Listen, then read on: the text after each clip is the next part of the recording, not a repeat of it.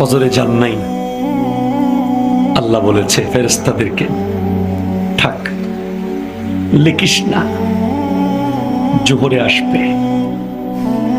আমার বান্দা তো। আল্লাহ পানি বন্ধ করে দেব? না না না, আমার বান্দা।